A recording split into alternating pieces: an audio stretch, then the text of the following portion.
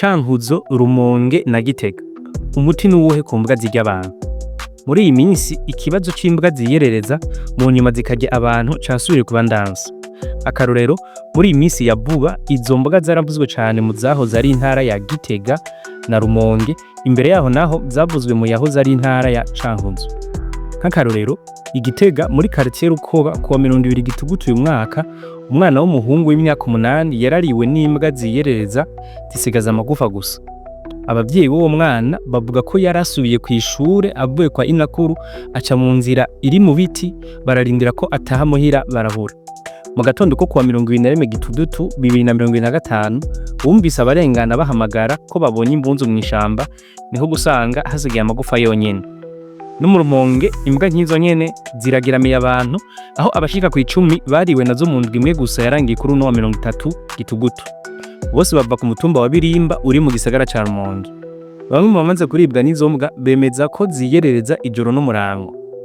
Umwe mu bariwe n'izo mbwa yaganiriye na X News yemeza ko kuronka umuti atari coroshe. Kurondera mu bitaro vya leta ho ngo bisa no guhiga umuzi wibuye. Avuga ko imiti ayigura mu mazu y'ubudandarizo farumasi z'abigenga, urushinge rumwe ukagurwa amafaranga 90,000 kandi agategerezwa guterwa inshinge zitanu, ivyo abona ko atari bose boshobora kuriha ubwo buryo. Mu Cankuzo ho ivyizo mbwa vyahavuye bikorerwa operation. Buramatari wabuhumuza yasaba ko imbwa zose zicwa hagasigara izizirikiye mu mpangu gusa. Iyo operation yakozwe kwa 16 Mukakaro uyu mwaka. Buramatari yayifata nk'inyishu mu gihe atamiti ivura ibisazi by'imbwa irangwa muri iyo ntara yagutse ya Buhumuza.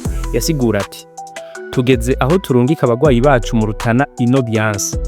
Ico bikoze yahamagarira abashaka gukingira imbwa zabo kuzizirikira mu mpangu kugira ntizije guhungabanya umutekano w'ibintu n'abantu. Iki kibazo c'ubukene bw'icanco zihabwa abariwe n'imbwa ngo bakingirwe ibisazi vy'imbwa carabajijwe umushikiranganje w'amagara y'abantu mu nama nshingamateka yo kuwa 26 Ruheshi uyu mwaka, aho yarumutumira. Wararongoye inama nshingamateka Daniel Geraz Ndabirabe yishuye ko imbwa zikwiye kwicwa kuko nubundi atari ikiribwa canke ngo kibe igitungwa nkenerwa cane. Ariko umushikiranganje w'amagara y'abantu Ridine Baradahana, aho aherutse mu nama nshingamateka ejo bundi kuwa 20 Gitugutu, yarahumurije ko ikibazo cerekeye ikena ry'imiti kiho kiratora umuti, kuko abafournisseurs ba mbere bazinira leta imiti ivuye hanze y'igihugu bamaze kuyishikana.